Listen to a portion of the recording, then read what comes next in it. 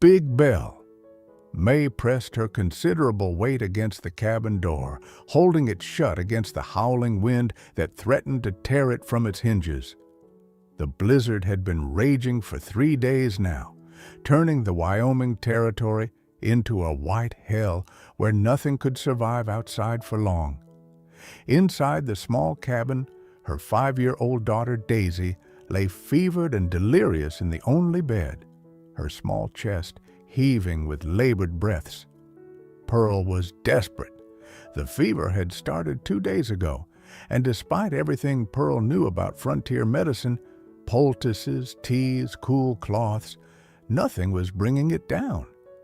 Daisy needed real medicine, a real doctor, but the nearest town was 15 miles away and completely unreachable in this storm.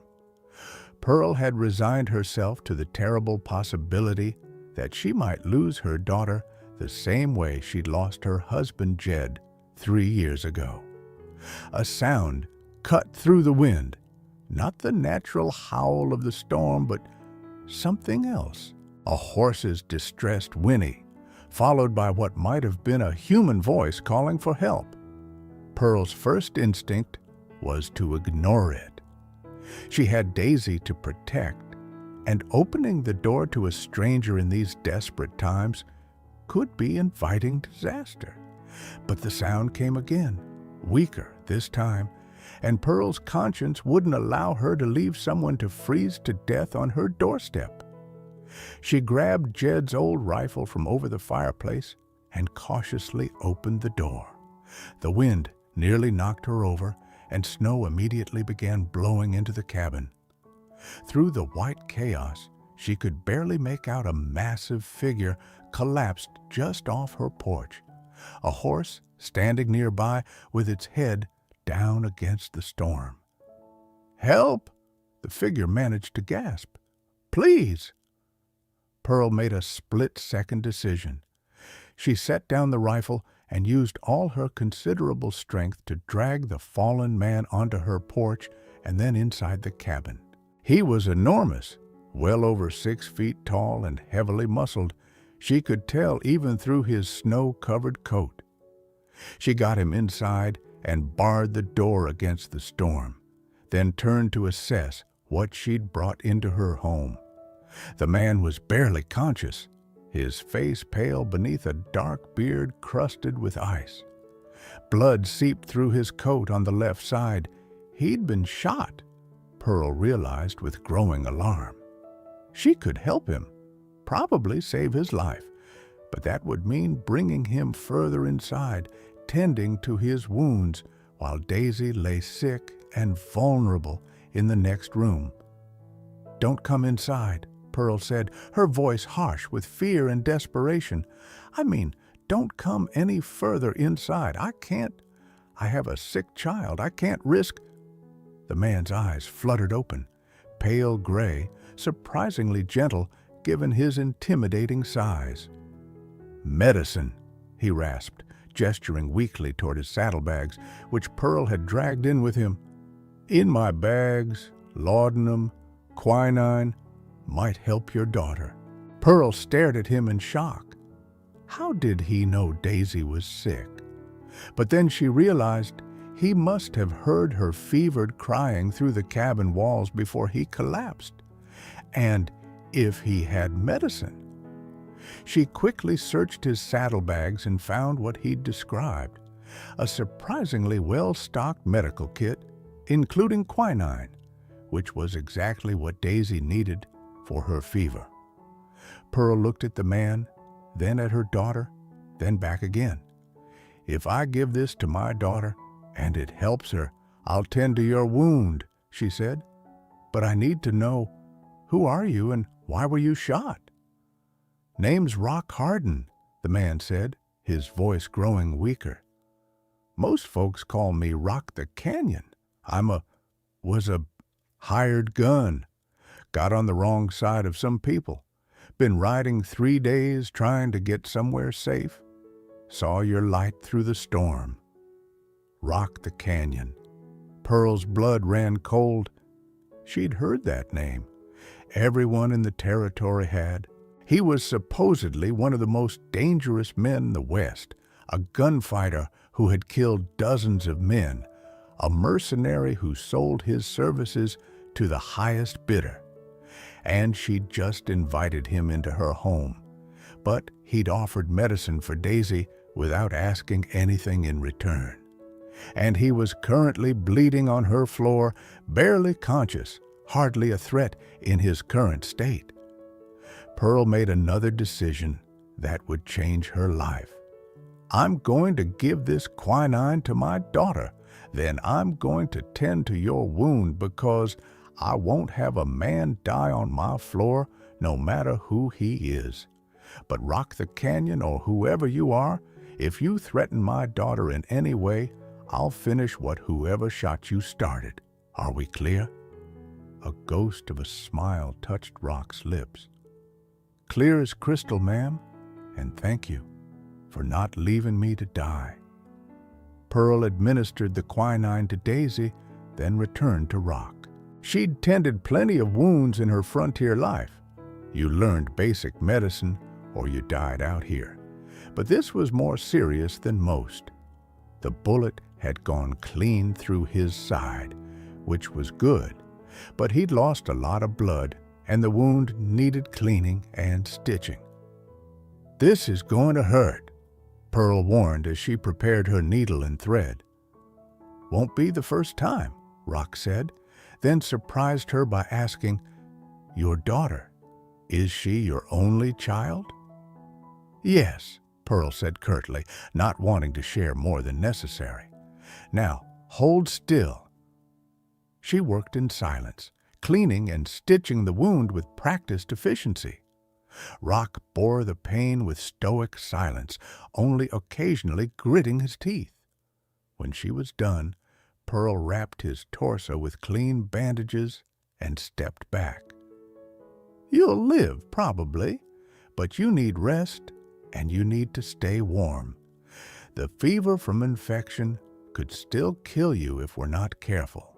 She gestured to the corner of the main room where she'd laid out blankets. You can sleep there. I'll sleep by my daughter's bed. The storm should break in a day or two, and then you can be on your way. Thank you, Rock said quietly. I know what it cost you to help me. I know my reputation, but I swear on whatever honor I have left, I won't hurt you or your daughter. Over the next 2 days, as the storm continued to rage outside, an unexpected peace settled in the cabin. Daisy's fever broke thanks to the quinine, and she began to recover with the resilience of youth. Rock's wound began to heal, though he was still weak and needed to rest. And Pearl found herself in the strange position of caring for both her daughter and the notorious gunfighter who had collapsed on her doorstep. Rock proved to be a surprisingly gentle patient. He was grateful for every small kindness, never demanding, and seemed genuinely concerned about Daisy's recovery. He told the little girl stories during her waking moments, edited versions of his travels that were more adventure than violence, tales that made Daisy giggle despite her lingering illness. On the 3rd day, as Pearl was preparing a simple dinner, Rock spoke from his corner. Your husband, what was his name? Pearl stiffened. Why do you want to know? Because I recognize this place, Rock said quietly. Or I think I do. About 5 years ago, I was shot in a dispute over cards. A man found me, brought me to his cabin, and his wife tended to my wounds. Saved my life. The man's name was Jed May. This was his cabin, wasn't it? Pearl turned to face him, tears suddenly streaming down her face. You knew Jed? He saved my life, Rock said, and he didn't ask for anything in return except that I promised to help someone else if I ever got the chance. I've been trying to live up to that promise ever since, though I haven't done a very good job of it. He met her eyes. Pearl, I'm sorry. I heard about what happened to Jed. That's why, when I saw this cabin through the storm, I recognized it. And when I realized you were Jed's widow, I had to stop, had to try to repay some of the debt I owe him." Pearl sank into a chair, overwhelmed by this revelation. "Jed never told me he'd helped a gunfighter." "He probably didn't want to worry you," Rock said. "But he helped me when no one else would, and he made me promise to be a better man. I've been trying, Pearl. I stopped hiring my gun to just anyone. I started being more careful about the causes I fought for. I've been trying to earn my way back to something approaching decency." They talked late into the night, Rock sharing stories about Jed that made Pearl laugh and cry.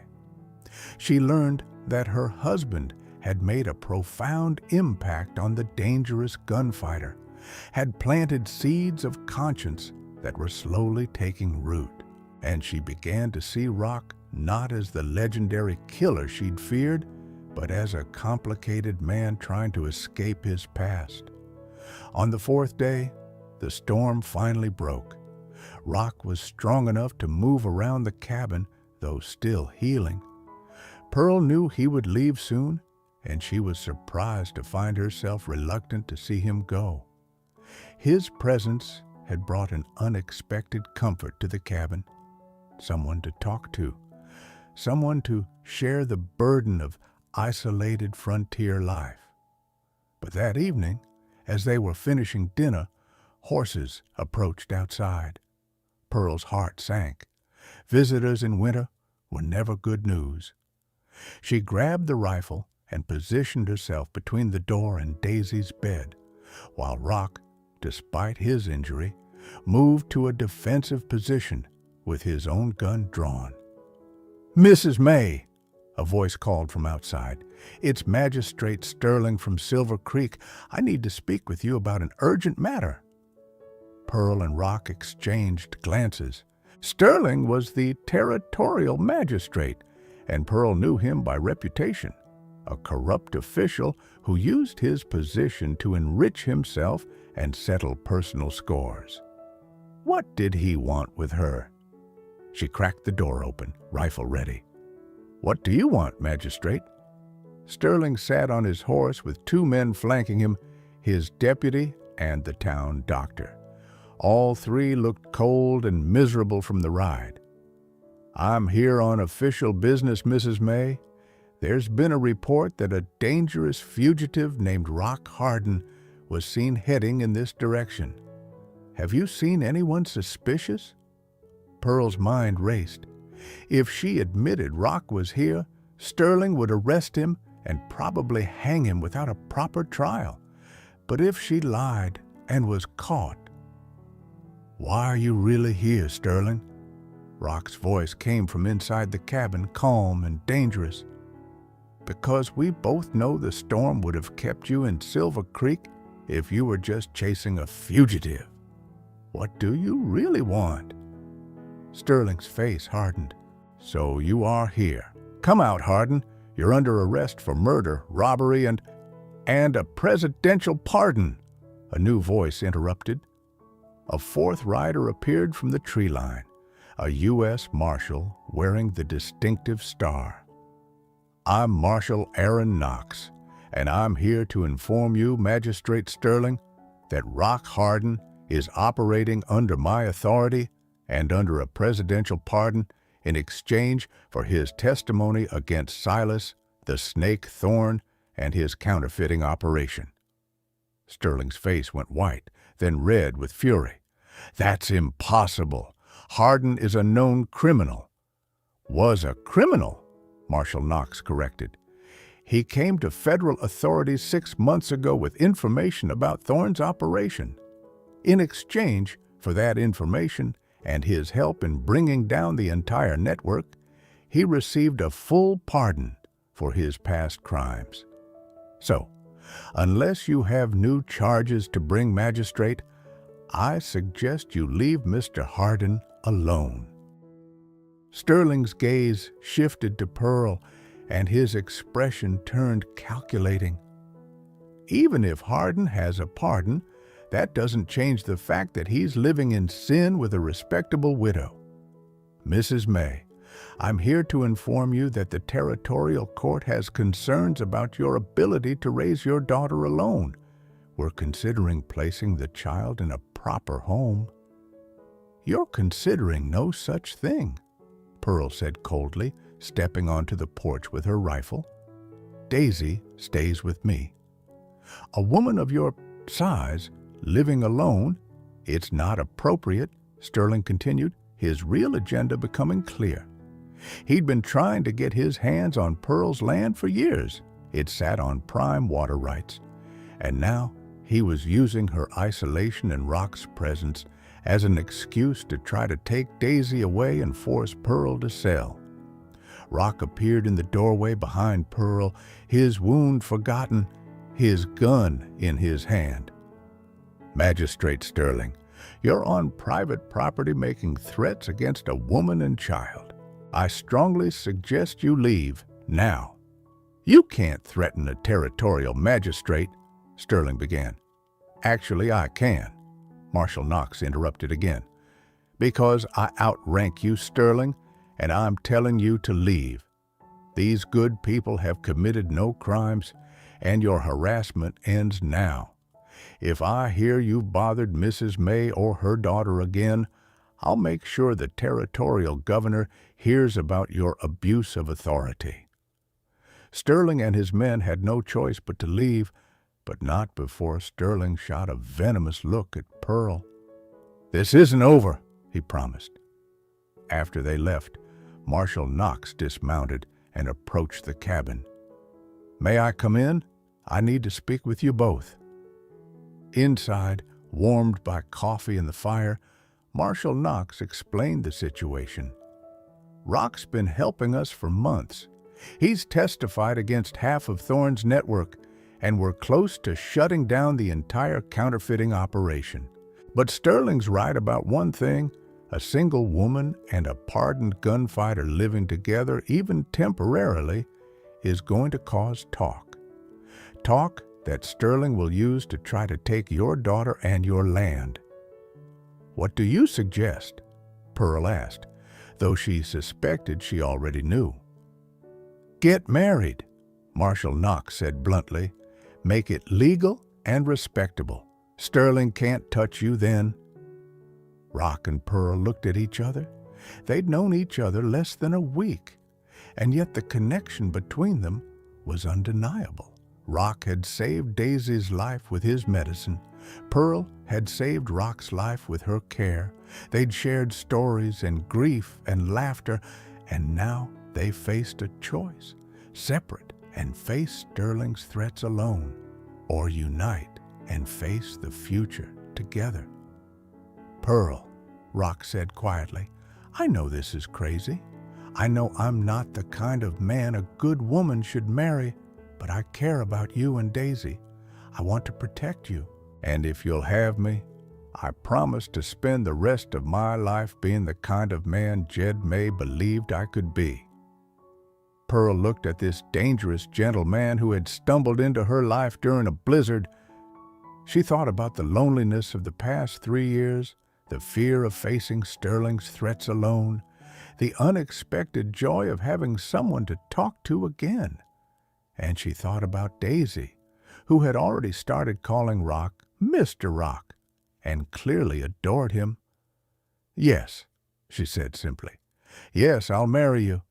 Not just because Sterling's threatening us, but because I think Jed sent you to us. I think this is what he would have wanted.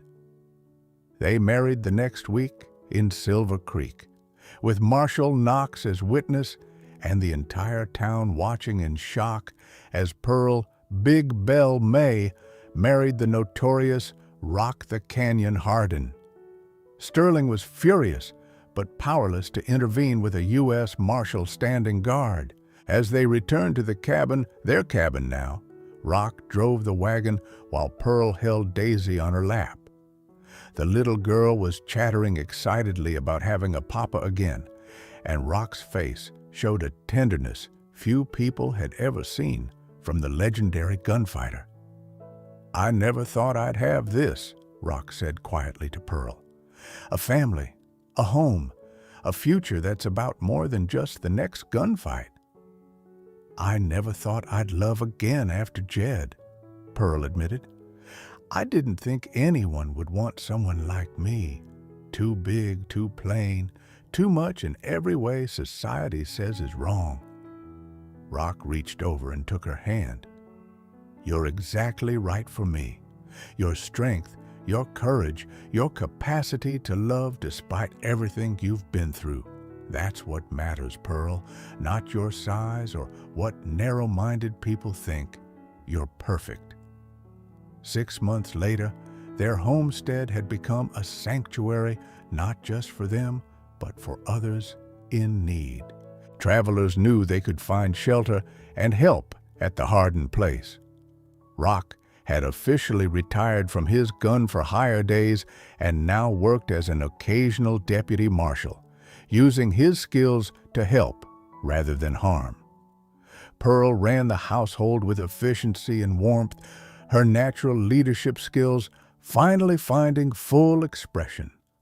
One spring evening, as they sat on their porch watching Daisy play in the yard, a woman approached on foot, clearly exhausted and frightened. Rock and Pearl exchanged glances, recognizing desperation when they saw it. "Please," the woman said, "I'm running from my husband. He beats me. I heard that the Hardens help people. Is that true?" Pearl stood and opened her arms. "Come inside. You're safe now. We'll help you."